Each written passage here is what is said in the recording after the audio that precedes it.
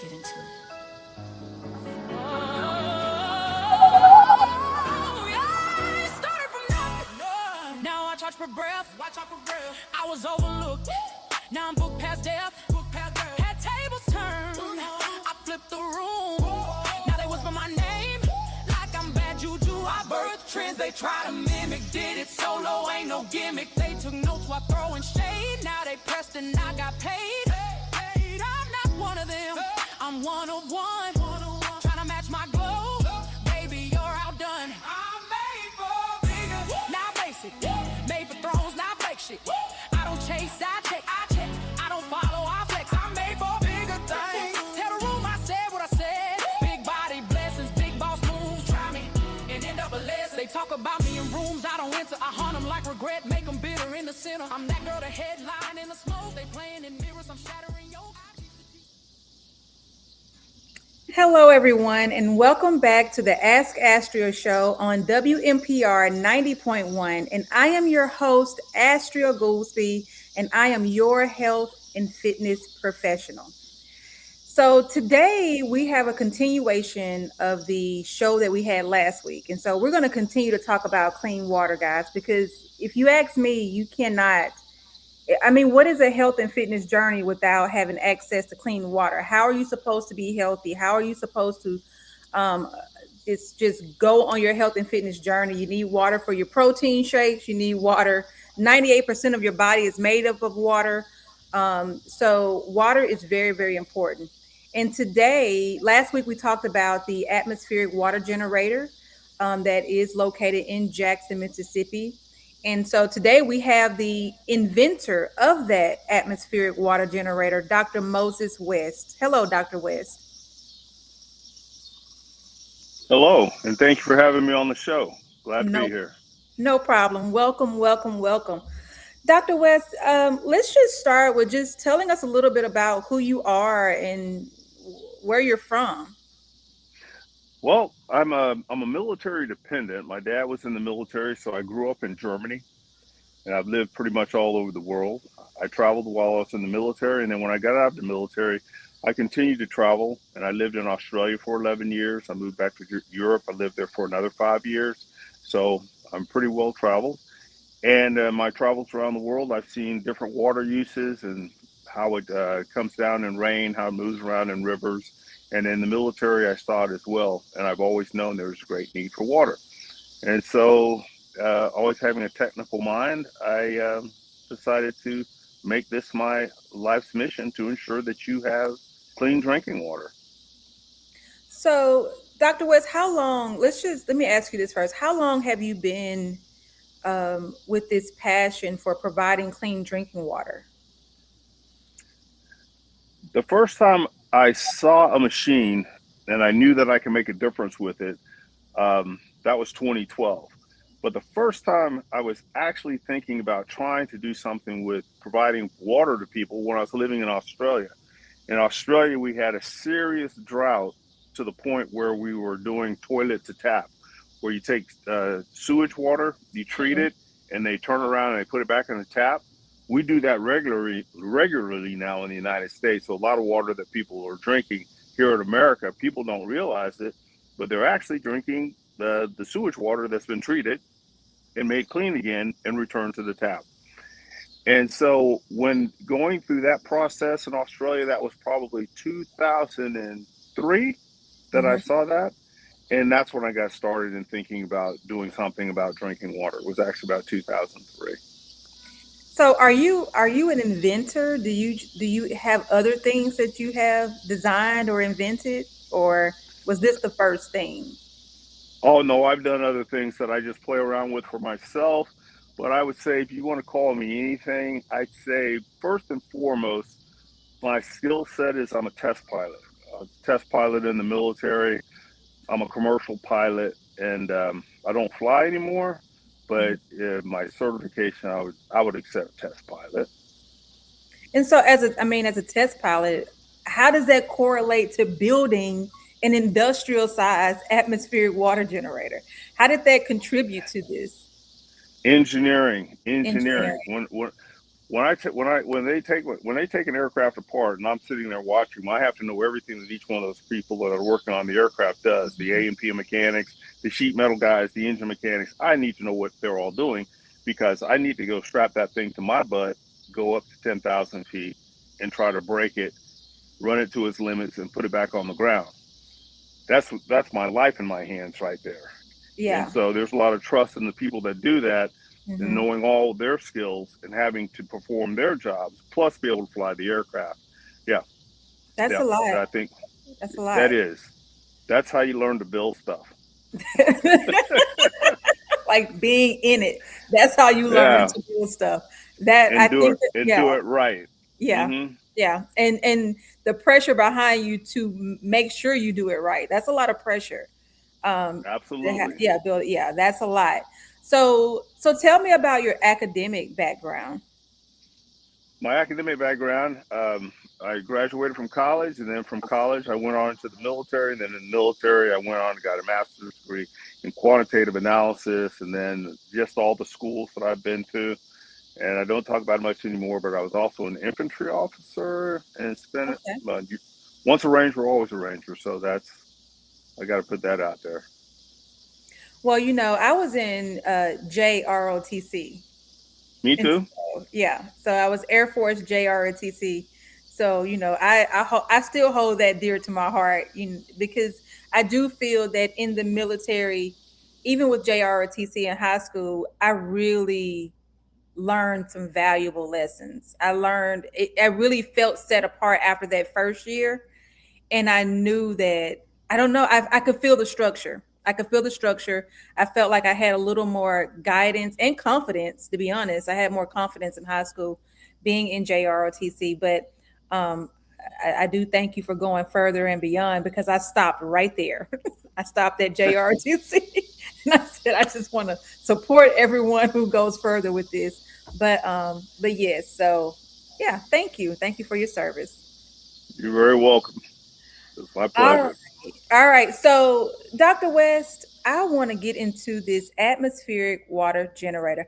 I want to first ask, how did your atmospheric water generator get into Jackson, Mississippi? I haven't heard you talk about Mississippi at all when you talk about your educational background, when you talk about your military background, when you talk about growing up, you're talking about overseas. How did your atmospheric water generator happen to get into Jackson, Mississippi?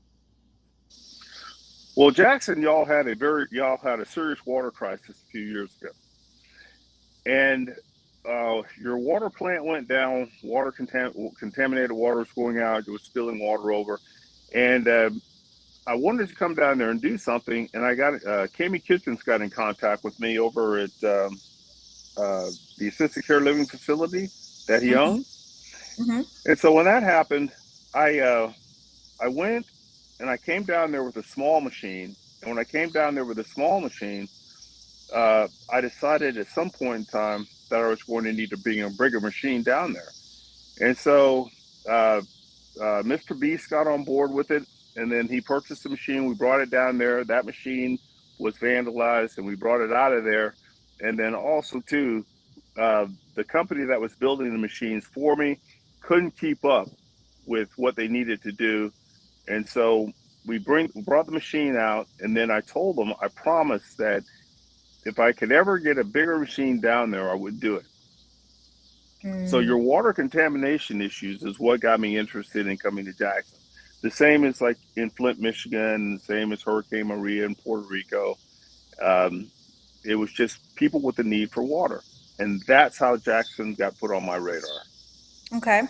And so we're going to back up just a small step. And so for those that are listening that might not know what an atmospheric water generator is, could you please delve into that?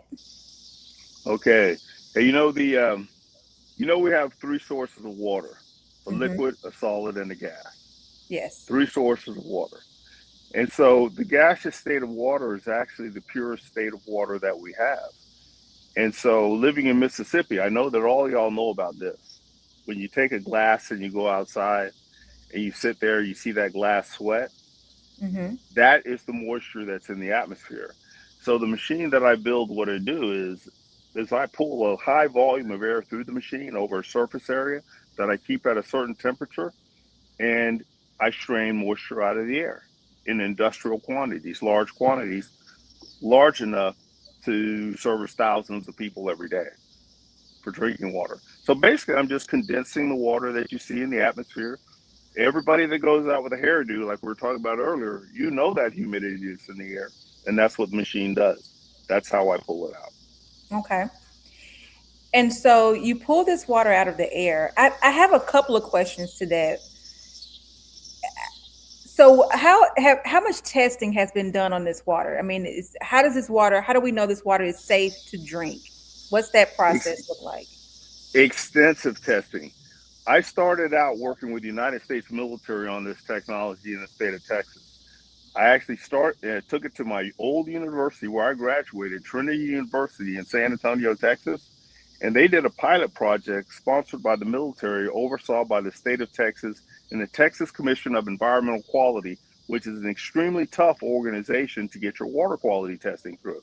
The water quality testing was done by the Food and Drug Administration, and the Environmental Protection Agency also tested the water as I was building these machines for the United States government.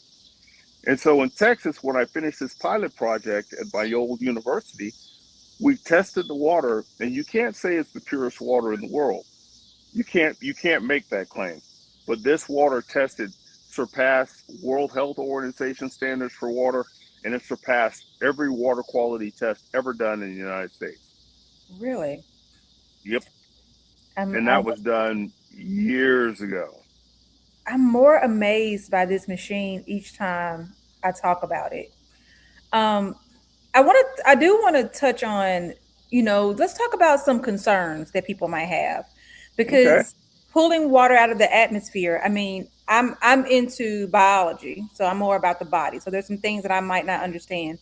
So help me to understand, or are there some potential implications to our environment that might have? I mean, will that make if you have, let's say you have 5 of these machines, or each business now has an atmospheric water generator for each hotel and restaurant, pulling water out of our atmosphere, will that make the local atmosphere drier? Is that hazardous to us?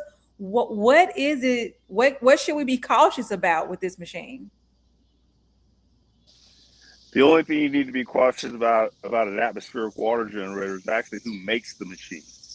Okay. Because how you make that machine, if you make it wrong, it's like anything else. Like if you go to like people who buy moonshine, if you go to the wrong moonshine distiller, you could get a bad batch of moonshine. If you get a water generator and it's made by somebody who doesn't understand how to make a quality machine, a quality product that doesn't have stagnant water in it, then you might have a problem with your atmospheric water generator. It might consume too much energy and it might produce contaminated water. But the atmospheric water generator is never, ever going to pull enough moisture out of the atmosphere to cause any damage to the atmosphere at all. It would never do that. Okay. You can't pull, you have every ocean in the world evaporating every day, every single day. It is impossible, absolutely impossible to pull all. The ocean is so vast and so deep, and there's so much rainfall, and every tree is putting moisture out, and every air conditioner is running. And plus, when you take water with an atmospheric water generator, all you're doing is borrowing it, using it again, and then it's going right back out again. You're just picking it up out of that normal cycle that it goes through. We're not taking it and destroying it. We're not taking it and, pushing it in the ground like fracking. We're taking it and using it. You can never use up the moisture. From the surface to 10,000 feet, right? It's the troposphere. From the surface to 10,000 feet, that machine in Jackson is not going to even make a dent in it. Okay. And what all does it take for an atmospheric water generator to operate? How much electricity does it pull? Is there a generator that needs to support this and use gasoline? What does it take to operate this machine and maintenance it? Okay. When Cammie and Rock today they were doing some maintenance on the machine and they were cleaning.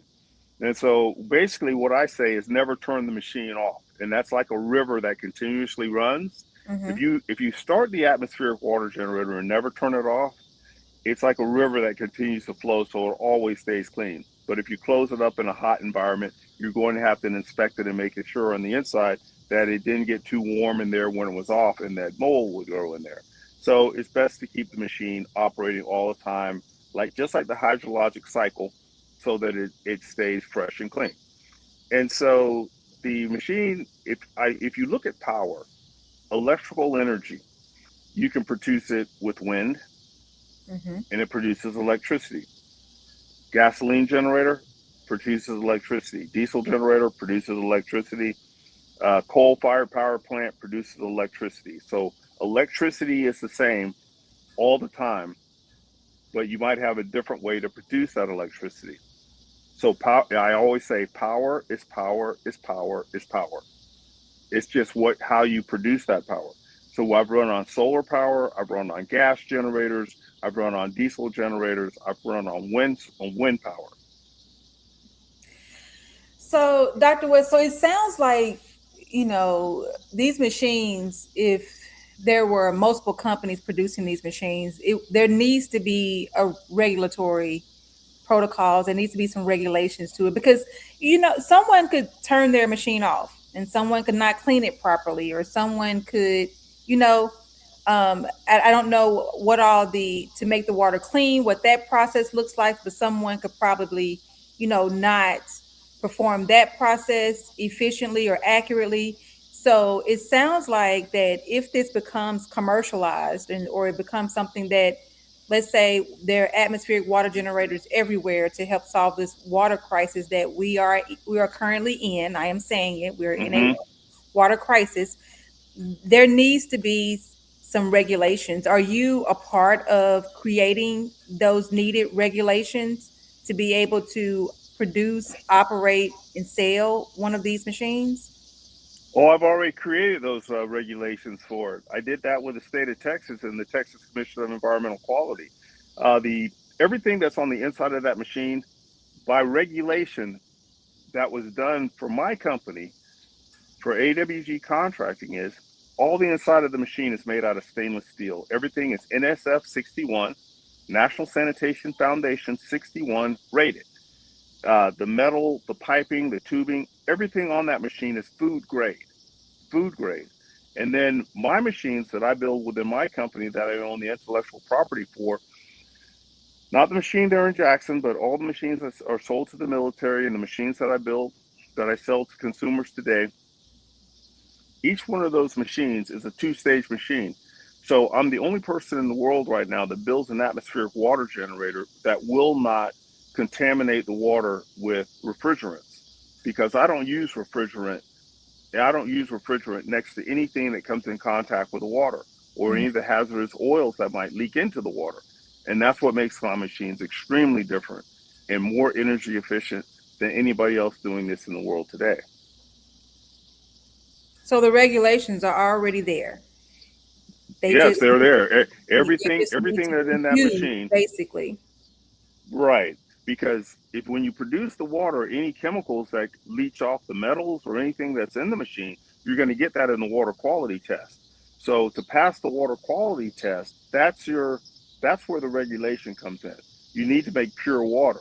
How you make that water in that process, those components, you cannot you cannot use anything other than food grade quality materials to produce water. So then let me ask you this. Have you created a manual for how to use this and how to clean this machine? Is Oh there yes. something that you give?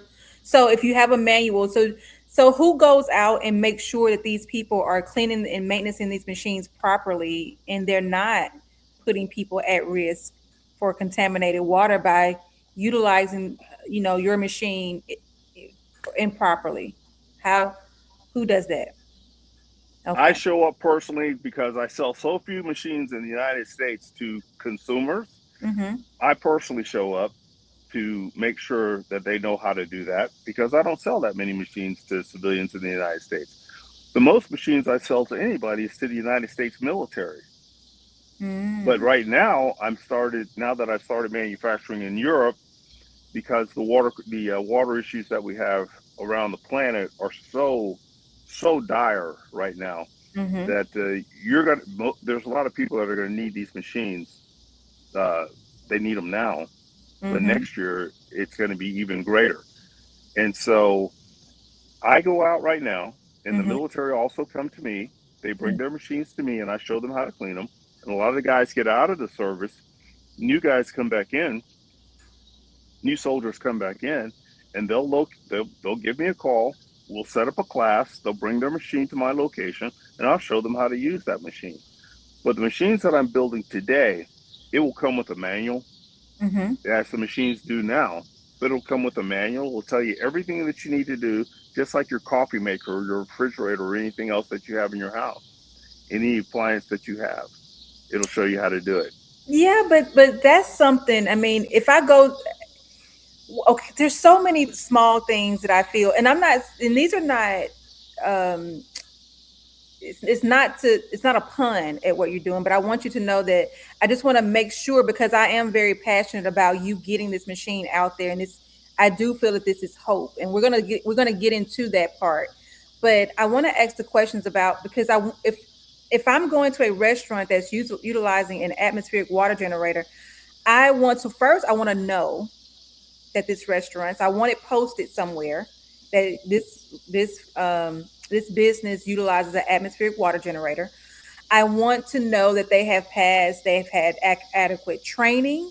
I want to know that there has been someone that has come out to make sure that they are cleaning the machines properly and they have passed that um, audit, I guess you can say, or they have passed that inspection.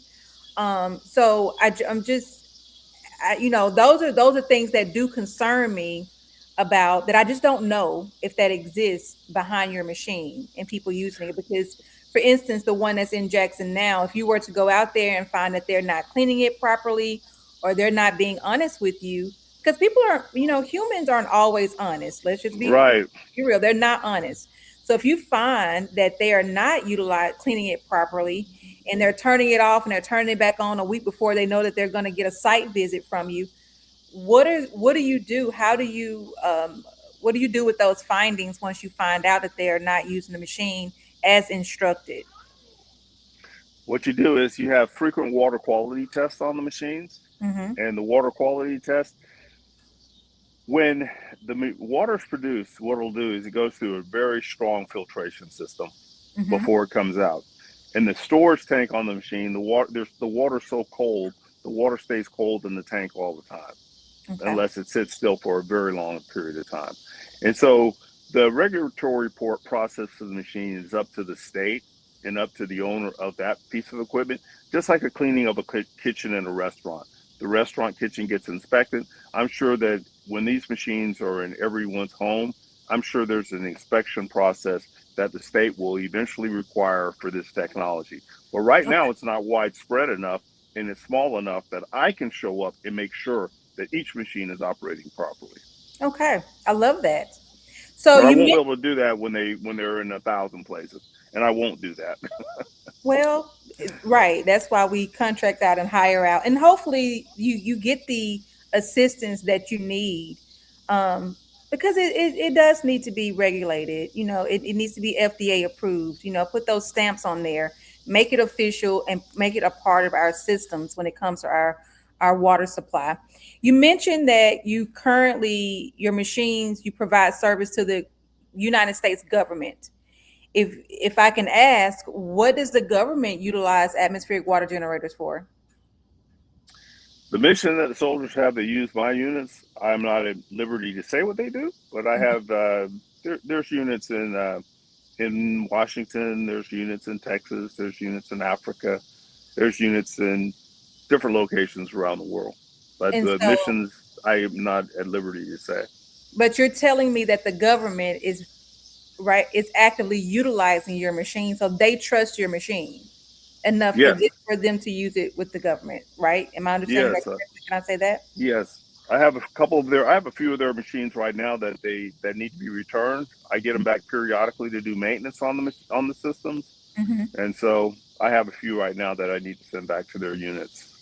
And did you start with these machines with the United States government, or did you just build it? What was? Let's talk about that. What was with that inspiration? I know that you said that you in Australia, you were there, and there was a water crisis, and that made you get into that started. That was the Hmm. catalyst for creating this machine. Right. So once you created it, what was your ultimate vision for this machine? My ultimate vision for the machine was to provide water to save people's lives. And so in the very beginning, it was like whoever would fund me, whoever would give me the money to build a machine, to design a machine, to test a machine, to talk about a machine. If it was the federal government, it was the federal government. If it would have been a humanitarian or a beneficial donor, I would have taken the money to do it because I knew that I just had to get this done so that I could get it out to everybody in the world. And so that's why I still work, like the work being done there in Jackson. Everything that I donated to Jackson was all purchased with funds from donations that people gave to the Moses West Foundation, or or to a specific mission. But the military, they said, "Hey, we will fund what you're doing, and we will purchase the machines." And so the United States military and the federal government actually is the one that gave me my kickstart to get started to make sure that I can provide water generators to the public. I love that. I actually really love that. I love that. I don't know what's behind that, but I do love it. I'm glad Oh, that nothing's behind it. I've served my time with the military. I don't owe them anything. If anything, they owe me. we'll leave that. Well, that's an interview for another day. So what made you realize and say, hey, at what point did you say that this could be done? It's one thing, for me being an entrepreneur and I have all these ideas in my mind, that those ideas in my mind are always one thing. But there is always a moment when I'm actually in that passion and I'm in that purpose and I'm actually implementing the idea and I see it come to life. And it's all, for entrepreneurs, a true entrepreneur, it's going to be something that is not usually done, or the way that you do it in a totally different way. So what was that point where you realize and say, hey, this is reality, and the machine is created, and I can help the world with this water crisis that you either at that time we were foreseeing or we were actually in. When I was doing the testing and I was standing out in the motor pool by myself making thousands of gallons of water with three big machines, I had 5 gallons, five 400-gallon water buffaloes filled up. The state of Texas was in a drought, but the area where I was in was absolutely green. There was butterflies, there were deer around because every day I was making thousands of gallons of water and just pouring it out. I made my own river, and I knew then that what I was doing was something that I knew before that it was something very viable to do. But I went to Puerto Rico when I was on base, and my company was going through some issues, and then Hurricane Maria hit, and I packed up one of the military units, and I shipped that unit from Austin, Texas, to a place called Vieques in Puerto Rico. It's an island. And I sat out on that island for almost a year and supplied 15,000 people with drinking water and actually saved people's lives. And then that's when I knew.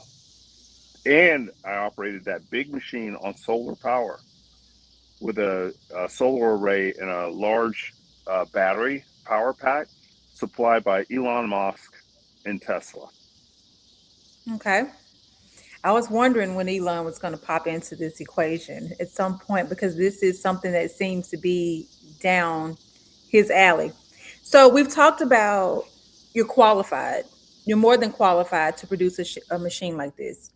You've thought of the the pros and the cons of this machine. You've insured. You've been tested. You've been tried. You have sold. You see that it works. You have gone through the checklist. You've gone through all the things. You've done it. So now let's get into it, Dr. West. What's the problem?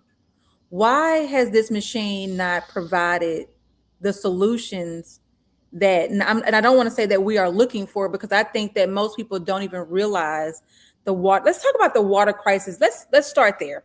Let's talk about the water crisis that we are in, and help let's educate my listeners on how serious this, when we say water crisis, how serious this is, and what this can potentially mean for humanity if we do not find a solution. Right now, we are in it. We are neck deep in the crisis. The Mississippi River is the rainfall that feeds the Mississippi River has been so low that the Mississippi River salt water is starting to flow back up to the river, to places where the Mississippi River used to pull water in for people to drink. Look at the rivers in Europe right now. Look at the Danube River. It's so low, ships can't go on it. They've had to shut down a nuclear power plant. Look at the Rhine River. The Rhine River's water is so low that they can't transport the transport ships up and down that river, just like we do in the United States. Groundwater around the world is 80% low. It's 80% of it is gone. And That's what do you mean groundwater. by groundwater? And you're, Groundwater. you know that you broke up a few minutes ago when you were talking about the Oh, Rhine River. So if you would, I do want you to go back and talk oh, about, start where you were talking about the Mississippi River being low, and you cut out a little bit. the Mississippi River is so low that salt water is coming back up to where people pull their drinking water. Salt water is going into the Biscayne Aquifer in Florida. The aquifer, the Ogallala Aquifer in the middle of the United States, is the biggest aquifer in the United States. It's going dry. The water aquifers in California, where we get 80% of our fruits and vegetables, it is also almost depleted. So we have depleted our groundwater resources to the extent that they will not recover. They will not recover. And our river water is not going to recover because we don't have enough snow in the mountains anymore to feed these massive rivers that used to flow in the United States. So the crisis that we're in right now, it's an existential crisis that is going to affect everyone on the planet. And so this technology that I work with and that I build, it's something that should be, I think it should be taken up by governments, because without water, water is that one thing, it's kind of like air. Mm-hmm. You don't miss air until you don't have it. Mm-hmm. When you don't have air, you instantly miss it. Water is Mm-hmm. the same way. We take water for granted. We Yes. take water for granted until we don't have it. Well, ladies and gentlemen, we're at the point where we don't have it. We Yes. have places in Colorado where they're bringing water in from out of state up the mountain to give to people. Arizona is the same. So we're in this crisis right now. Well, so I mean, I would even say in Jackson they're bringing water in. I mean, you can't use the water out of the faucet, then you're having to bring it to stores and you're having to bring it in, right? Um, so so right now we're basically, I mean, anywhere where, if the city cannot produce clean water out of the faucets, or it comes out brown and it's unusable. I'm not boiling the water and trusting that to me it's a treatment needs to happen. There's a process that needs to happen. If we don't have that, I want you to back up. You said aquifer. For some of our listeners, can you break down? Because I want people to understand how serious this really is. Because people don't. Again, like you said, we take water for granted, and so we see waters in the store, and they think, oh, well, we can get it from somewhere. They see water in the store, they see water at restaurants, and so they don't really understand the seriousness when you say our groundwater is depleted. So what does that mean? And where's this bottled water coming from then if we have no water?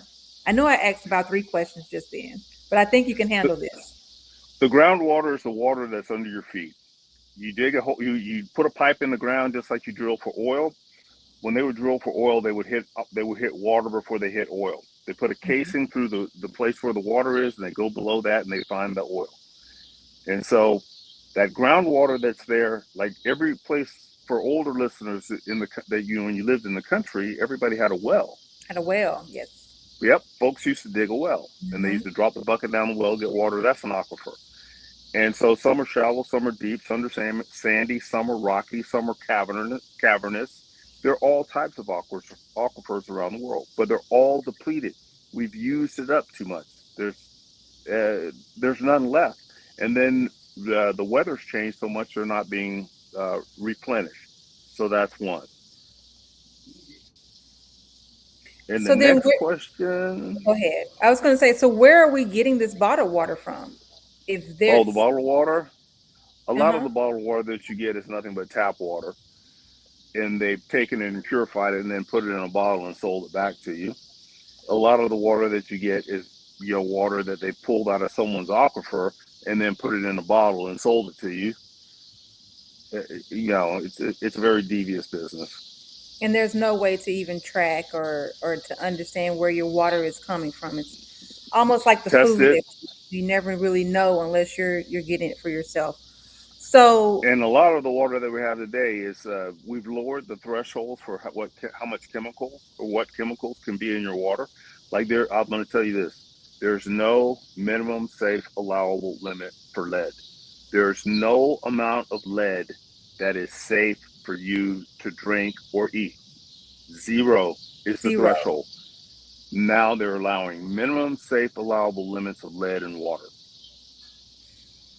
That's just And dangerous. who is they? And who is they? Federal government, EPA, Food and Drug Administration.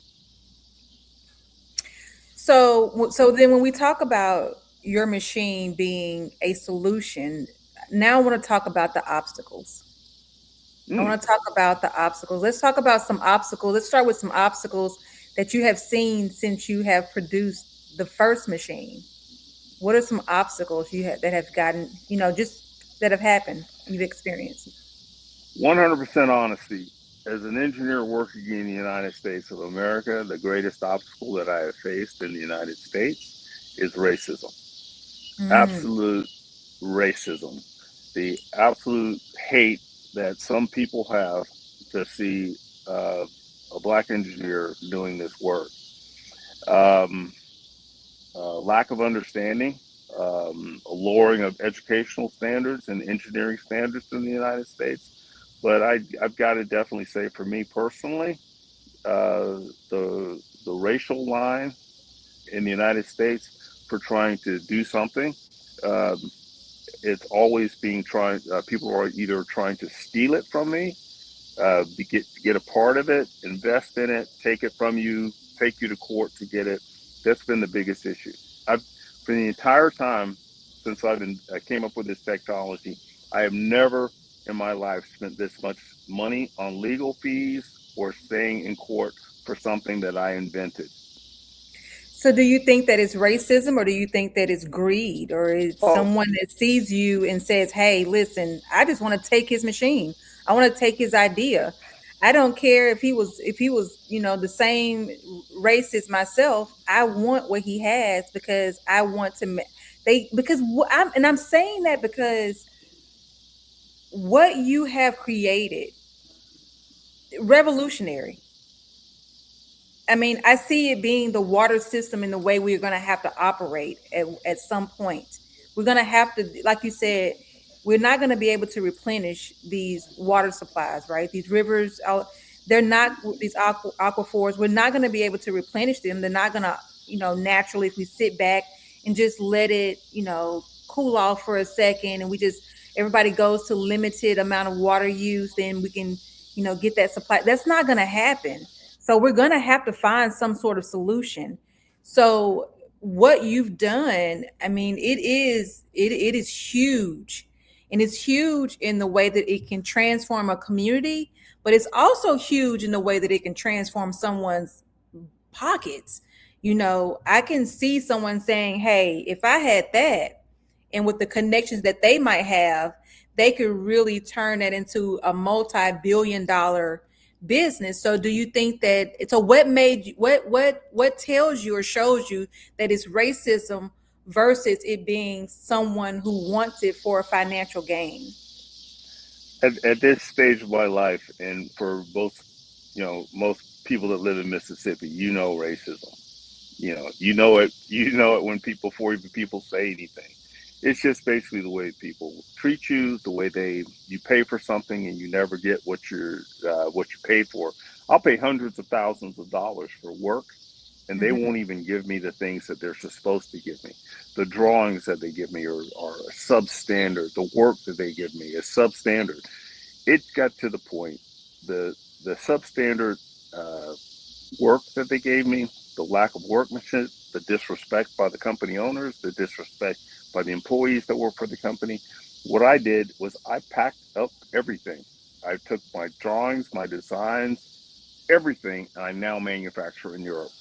I do not manufacture in the United States. And we're gonna keep moving on this, but I want to take a moment. We're about 40 minutes into the interview right now. I want you to tell our listeners, if they want to learn more about your atmosphere water generator, if they want to support you, how can they get in touch with you? The best way to do it is right now. There's the machine, the biggest machine, the last big atmospheric water generator that produces 5,000 liters a day is in Jackson, Mississippi. There's people traveling from all 50 states to come to Jackson, Mississippi, to the Quarters Living Facility where Cami Kitchens has got that machine out there, keeping it running, and it donations. He needs the donations and the money to keep that going so that everybody can see it, understand it, and y'all can use it in a time of an emergency. So right now, the place to donate is the Moses West Foundation. The Moses West Foundation online. You can find it on my website. And then to see the work that I do, if you just look me up and just Google what I've been doing for the past few years, there's an abundance of work online and pictures, stories, newspaper articles, and everything about Moses West, a younger Moses West, doing all the stuff that I've been doing for the past, I don't know, 15 years. So it's the Moses West Foundation. The Moses West Foundation and also AWG Contracting is also my company, AWG Contracting Incorporated, here in the United Their States. website. Yep, the website, both What is Moses the West website? Foundation, moseswestfoundation.org, Okay. all one word, and then awgcontracting.com, us.com. Is that is that your website? That's my website. MosesWestFoundation.org. That's your website. So you can go to MosesWestFoundation.org and you can find out more information and figure out how to get in touch with Dr. West if you want to support. All right, Dr. West. So you talked about, so we're talking about racism. We're talking about the Hmm. obstacles that you've experienced and some of the, so let's talk about some of the things that have happened since you've created the first machine. And I Oh, also want to hear about at what levels did these happen? Like, where were you with this machine? Were you experiencing someone vandalizing the first machine, or did they vandalize the fifth machine? Like, at what point were you with this operation when you start to experience these things? well, when I came back from Puerto Rico, the military, I always told them I wanted to go to Flint, Michigan, because of the water crisis that was there. And when I got to Flint, Michigan, let me tell you, when you see children that have been drinking water contaminated with lead and how stunned they are mentally, Mm-hmm. that broke me. That was heartbreaking. And I was there, and I was making lots of water, and someone didn't like it, so they sabotaged my machine. They broke the water generator, and so I actually repaired that machine in that field and went back to work. If you look it up, the mission to Flint, Michigan, you'll see where they vandalized the machine, and then but you'll also see where we repaired the machine and got back up and working again. And then a former business partner sued me to stop making water there, and that's why we stopped it. Latoya Ruby Frazier, a famous artist, she helped fund it with the Rauschenberg Foundation. This business partner shut this operation down because he did not want to see me, this black man, making water for black people in the city. And that is why he shut this operation down. So what was This his man, this rationale man on has paper? he has since passed away. Well, what was his rationale on paper? When people do things like that, I like to hear what was the reason that you said that he was suing you. What was the reason? What's the reason? What was He his just didn't rationale? want When to. he sued you for what? He sued to shut it down because he wasn't part of it. He sued So, it to shut it down because he was not part of it.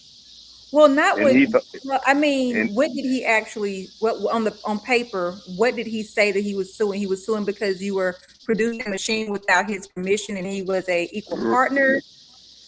right, he thought that he thought that he still owned the machine that I built. So And he so wanted financial benefit from the machines that you were putting out there. he wanted financial benefit and some recognition from the work that I was doing out there.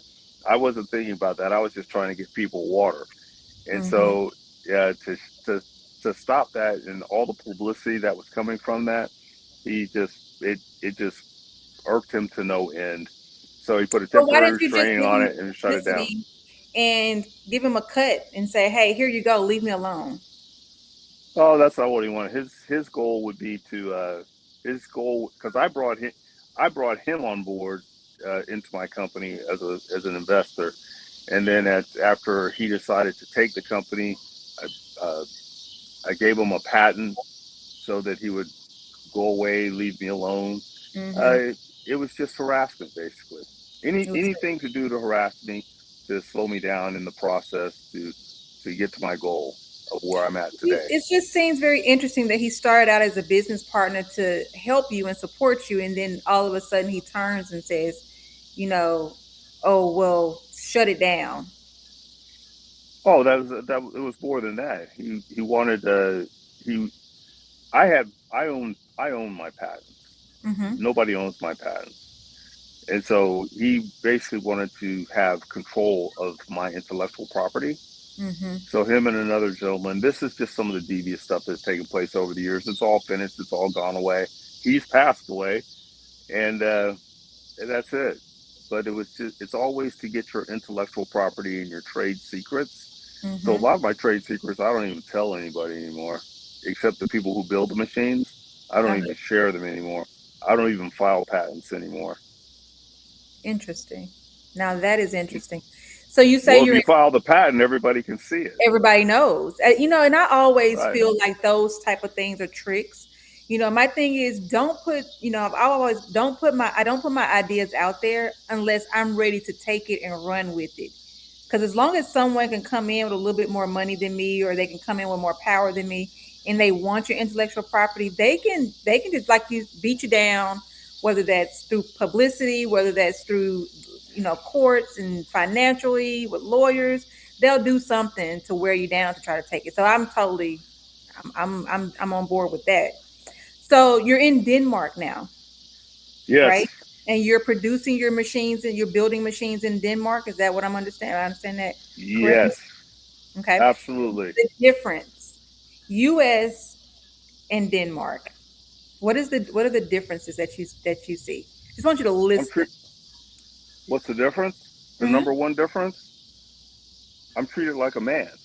I am a man. I am treated like a man. I am treated like an equal. I'm treated like a human being. I am not disrespected. I'm not lied to. I'm not cheated.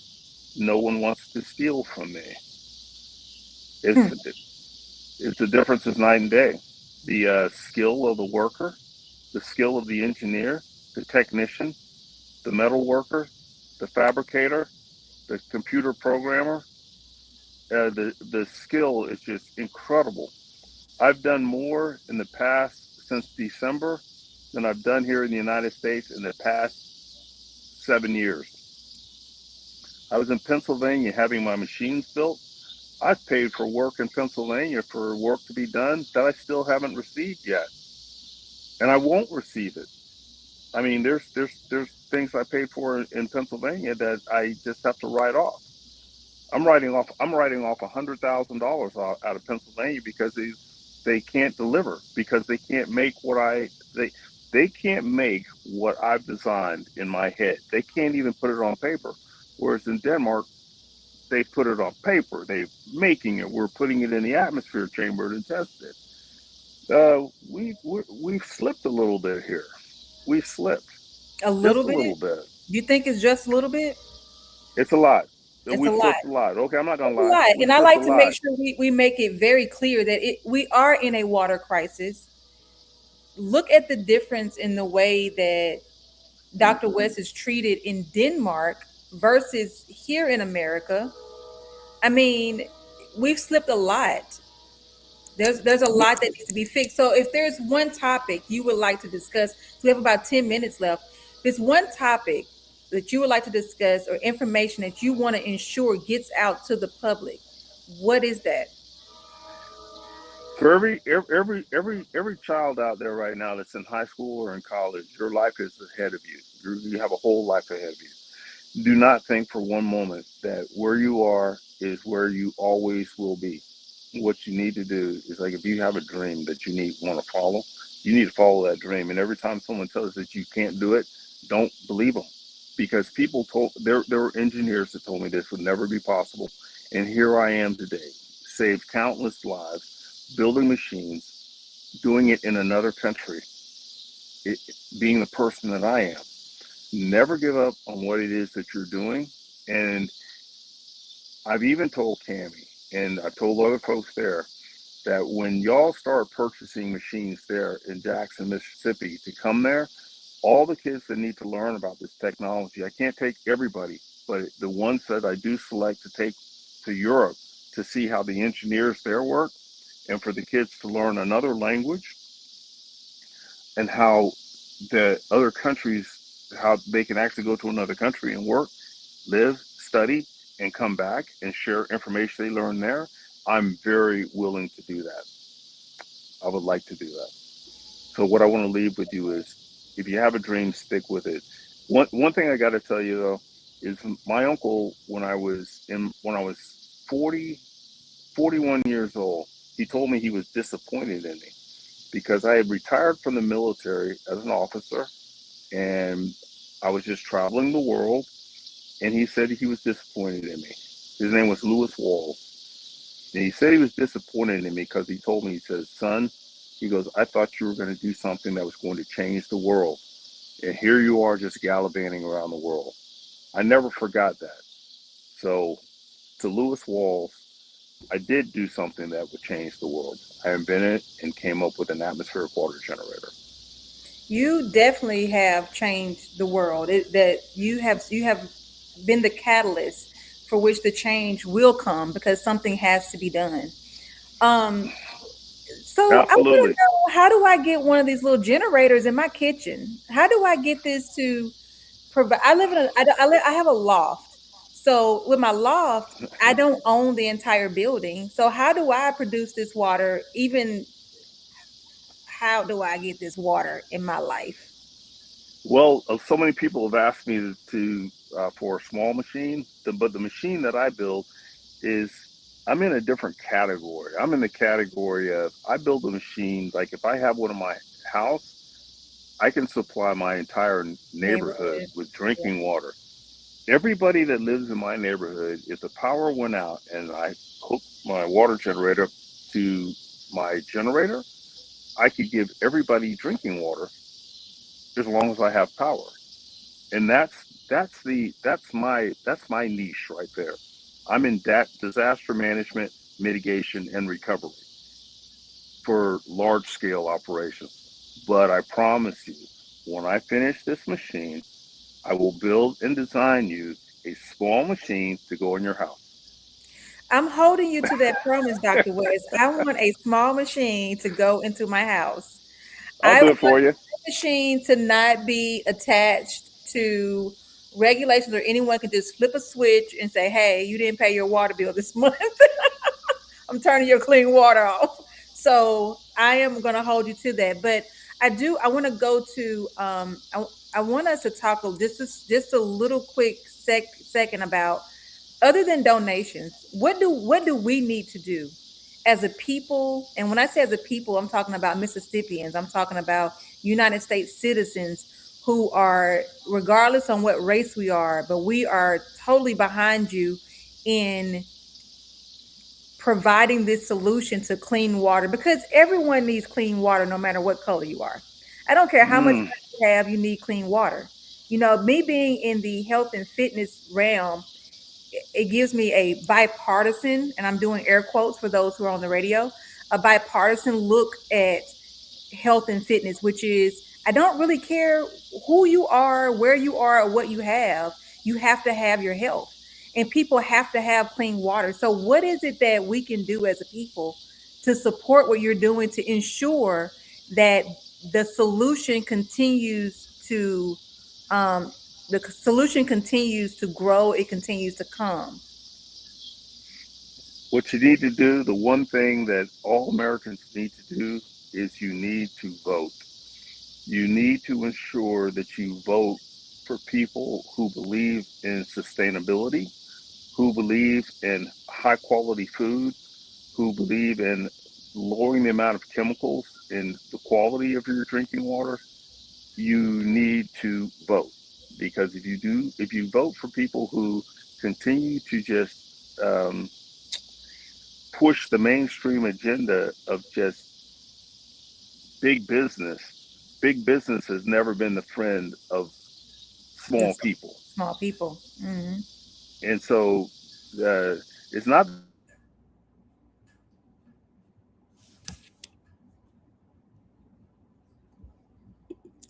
So, so Dr. West, you can get in touch with Dr. West at the MosesWestFoundation.org. And I think Dr. West I think he's come back. I think his call dropped for a second. do we get cut off? We did just for a second, but we have about 2 minutes, Dr. West. And you were just letting us know that we need to vote, and we need to vote for people um, who believe in sustainability and who believes in high quality foods and who believes in chemicals not being in our foods. We got it. I think that's Absolutely. I think if we're looking for that. So that is the biggest thing, putting those people into power. Not an easy feat. Not an easy feat. And we're gonna But leave we that got to there because try. we don't talk political platforms here, but I think that is very, we do need to mention that voting is the way to make the changes that we need to make, so that, because it's bad out here. It's bad out here. And honestly, I don't, as a person, I need clean water. I It's, can't, as a woman of childbearing age, as a woman who has nieces of oh, childbearing age, clean water is very important. And I think that I do believe it's strategic as to where these lines are and where the clean water is and is not. I think that, I'm not saying that I know the whole plan behind the purpose of making it strategic, but I believe that it just doesn't make sense to me. If you can provide clean water in one place, why can you not provide clean water everywhere? And clean water is so important, and it's like, just like you said, it's just like air that you need. And so therefore it should be pushed to the top of the priority list. And I think that our leaders should definitely take priority in providing clean water for all. So, Dr. Moses West, I want to say thank you so much for coming onto the show. I do appreciate you. Everyone, if you have any more questions, please visit the MosesWestFoundation.org and make sure you support, make sure that you stay on top of what it is that Dr. West is doing, and seeing how we can always support whenever you need it here in the United States, because this is where home is, and this is where we need to make sure that we take care of our home, because if we don't, no one else is going to. No one else is going to. All right, everyone. So thank you again. That's the time that we have.